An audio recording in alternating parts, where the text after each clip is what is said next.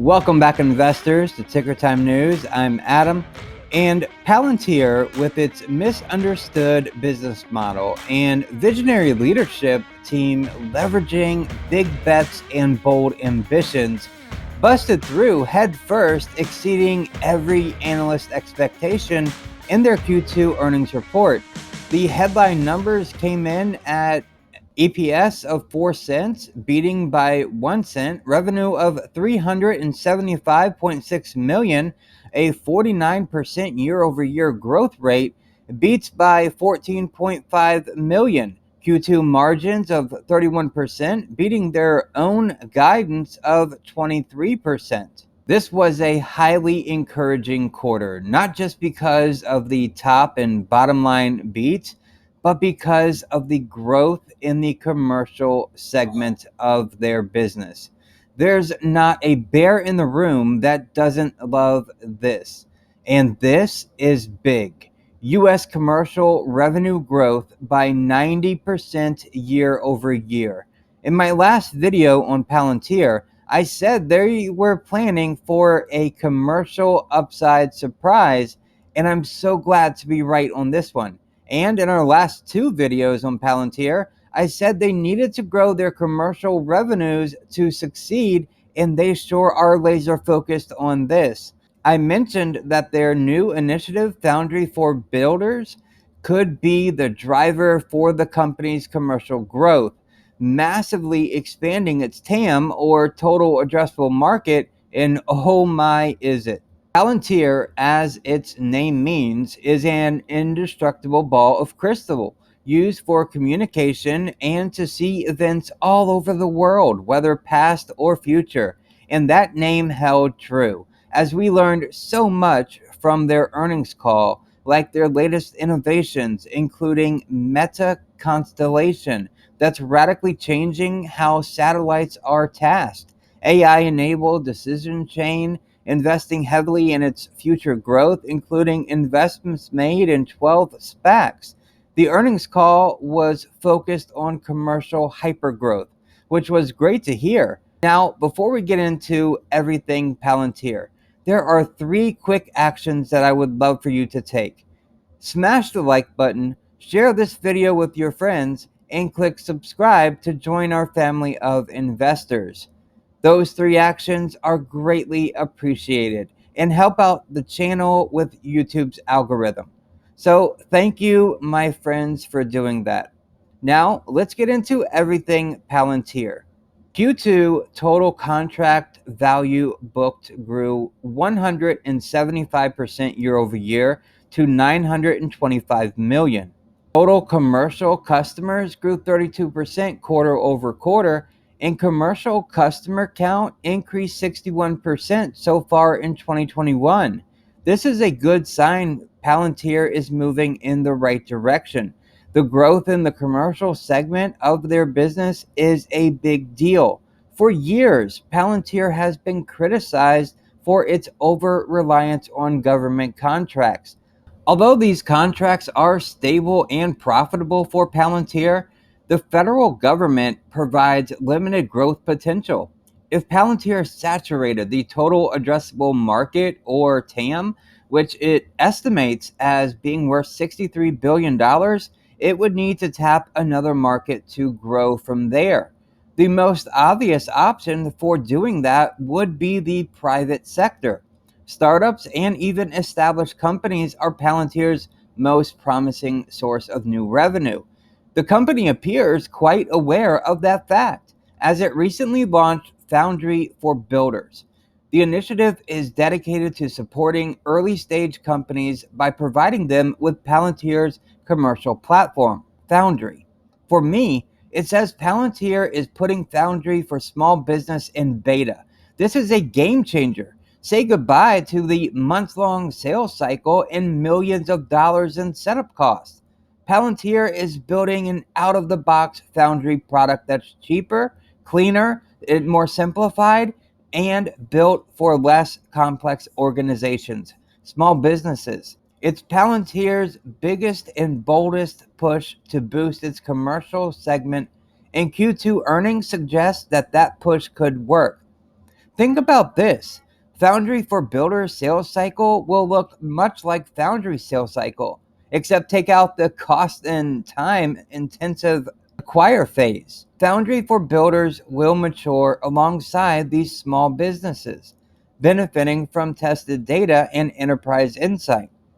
And as use cases continue to multiply, Foundry will continue improving its own capabilities and enter into this expanding growth loop of progress. Palantir closed 62 deals in Q2 of $1 million or more. 30 were $5 million or more, and 21 were $10 million or more. First quarter, cash flow from operations totaled $23 million, with adjusted free cash flow of $50 million. First half of 2021, we're hitting $201 million adjusted free cash flow, representing a 28% margin. On the earnings call, Palantir talked about its Meta-Constellation software and how it harnessed the power of growing satellite constellations, deploying AI into space to provide insights to decision makers here on Earth.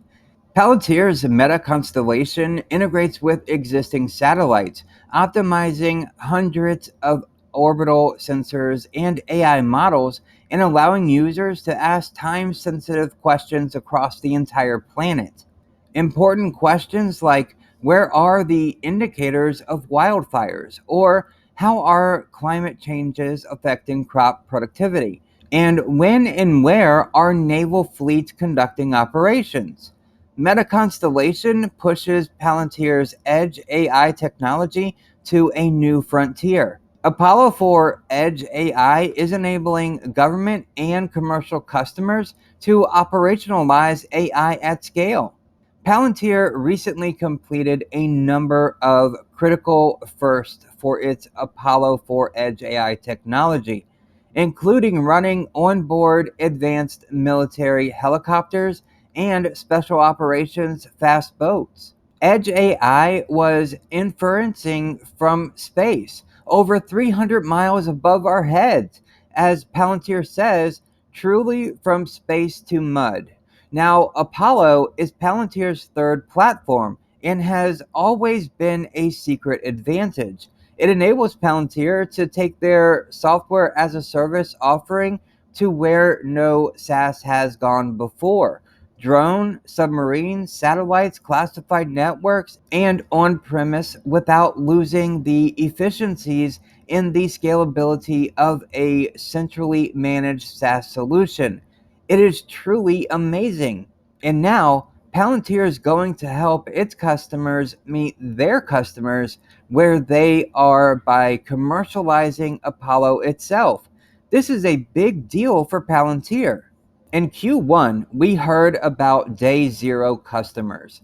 Leadership said on the call then, quote, we are seeing opportunities for companies to build their digital infrastructure around Foundry from day zero, where they can shave years off their ramps and mountains of risk off their roadmaps by cost efficiently standing on the shoulders of 15 years and more than $2 billion of R&D. And as we see this as the first step in expanding distribution of Foundry to broader markets and a broader set of customers, end quote. Now, in Q2, leadership continued to push this theme, highlighting startups like Wejo and many others. The idea is to get these companies using Foundry while they are just getting started. They're treating Foundry as the operating system of these businesses. Supporting this push, Palantir has added another 60 sales hires. And if I recall correctly, they hired about 50 salespeople in Q1. So in the first half of 2021, they've added 100 new salespeople to their team. So they are adding steadily to their sales and marketing team. With that said, their pipeline is accelerating, with active commercial pilots up 26% since the end of April. Now, I know some of you are interested in hearing about insider selling. And there was a question on the earnings call about what Alex Karp's executive compensation and specifically about the relentless insider selling. Now, the insider selling is pretty intense, and that's why it was brought up for consideration on the call. Now, let's keep this simple and end this debate once and for all. I'm going to paraphrase what they said on the earnings call. In short, Alex Karp has a huge number of options. These options are old and apparently must be exercised now. I believe before the end of 2021. The selling is automatic, which seems to line up pretty well with the data I've looked at. In other words, Karp's selling isn't because he's lost faith in the company. It's how he gets paid. Karp's salary is just over $1 million, which isn't too bad, but it's also not crazy. When Karp's options get expired and then sold, he's also paying tremendous taxes. Now, Karp's made a ton of money, but at the same time, he hasn't given up on Palantir. His selling doesn't have anything substantial to do with Palantir's future. In my opinion, it's time to put this to rest. If the Bears want to argue about it, then by all means, let them. But I'm moving on. Let's talk about Palantir's SPAC investments. Palantir has continued to aggressively invest, adding another 6 this quarter. Given this behavior, in addition to the Foundry for Builders initiative, I think we can say with confidence that Palantir is expanding down market. One of the SPAC investments is Boxed. Think of it as a Costco for millennials.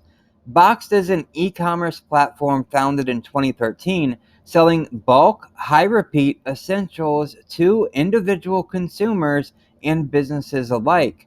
Boxed expects to merge with Seven Oaks Acquisition Corp, ticker symbol SVOK, in the fourth quarter of this year, with a pro forma enterprise value of $640 million.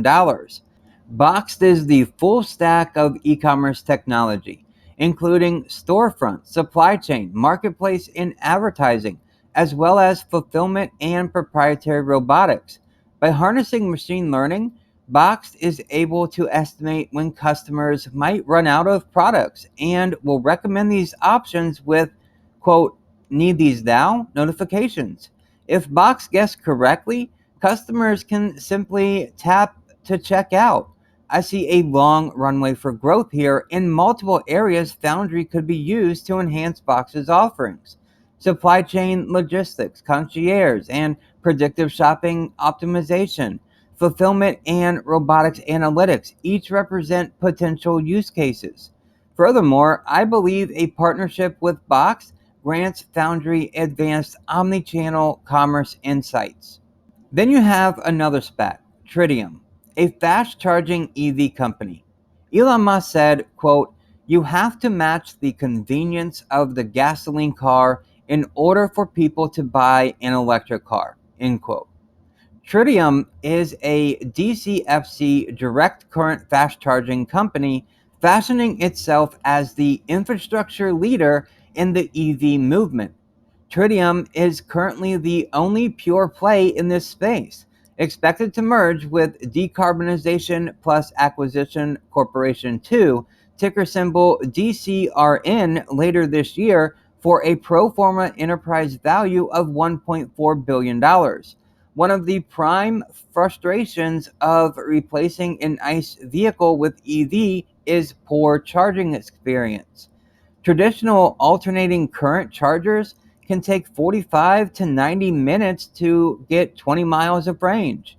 Now, Tritium's 350 kilowatt charger, however, it takes just 1 minute to add 20 miles of charge, or roughly 20 minutes to fill up a full battery. I see numerous ways Foundry can jumpstart Tritium's growth. Tritium's investor presentation is riddled with references to their data superiority. Tritium appears to be intensely focused on the connectivity of its chargers, building a network powered to utilize insights, UX interaction data, and vehicle and grid trends. This data is then sent back to customers in a single visible dashboard, allowing for a SaaS-like subscription insights. Nobody executes this data visualization model better than Palantir. And Foundry will be able to identify and optimize new use cases and grid choke points. So, why is Palantir investing in these SPACs? Well, Palantir is demonstrating Foundry can be used to augment, improve, and scale businesses of all shapes. Palantir has turned its advanced sights on businesses of all sizes, from billion-dollar SPACs to scrappy startups, and each are expansions down market. Palantir is gaining so much more than revenue or client volume here. It's getting closer than any company I can think of to its own innovative DNA by standing shoulder to shoulder with these startups. Palantir is leveraging its own technology to identify and buy call options on the mega caps of the coming decades. Looking ahead at Q3, full year guidance and beyond. Palantir is looking at revenue of $385 million with adjusted operating margins of 22% for the third quarter, and for the full year 2021, adjusted free cash flow of $300 million plus, up from $150 million plus previously. Long-term outlook, revenue growth of 30% plus for this year and for the next 4 years in a row. That's incredible growth for Palantir. Kathy Wood's ARK Invest has loaded up on 5.2 million shares of Palantir since earnings were released. The flagship fund, ARK Innovation ETF, or ARK-K, purchased the lion's share of ARK's latest investment, adding 2.29 million shares of Palantir. ARK-G, ARK-W, ARK-Q, ARK-F, and even ARK-X all added shares of Palantir. Palantir is ranked 15th with the ARK-K at a weighting of 2.67% with over 24 million shares. Palantir's a high-growth data company fresh off a big earnings beat, with strong growth and even profitability on an adjusted basis. Its government revenue provides a safe base of revenue, while its ventures into the private sector promises future growth. It's a unique mix of safety and growth potential you don't find very often or with a lot of tech stocks. Palantir has fallen into another tight range with $24.75 as support and $25 as resistance. But let's take a closer look. The last time this was at the beginning of July over here. And you can see now, before earnings, Palantir was in this range, 2150 all the way up to 2275. Now it's fallen into a tighter range since earnings were reported. If we go into the 5-minute chart, looking on the day, Palantir looks relatively flat since earnings. We had a big run up at first thing in the morning when after earnings were reported, and then it fell back down, and now it's in this very tight range, hardly moving. So if we're looking for where Palantir may be going, it's very possible that it could be stuck in a very similar consolidation pattern like it was all of July and for the first part of August. Now that earnings came out and it just blew everyone away with where Palantir is headed, now it's popped up to a new range where it may stay until the next earnings, or until the market starts to be more positive towards tech stocks. So now I throw this over to you. What do you think about Palantir's earnings report, and the commercial growth that they have going for them. Do you think they'll be able to continue this commercial growth? And what do you think about Palantir stock? Do you think it's going to be stuck in a consolidation period while the market is trying to figure out where to go next? Let me know what you think in the comments below. And don't forget to like this video, share this video with your friends, and click subscribe to join our family of investors. Thank you so very much for watching, and I will see you in the next video.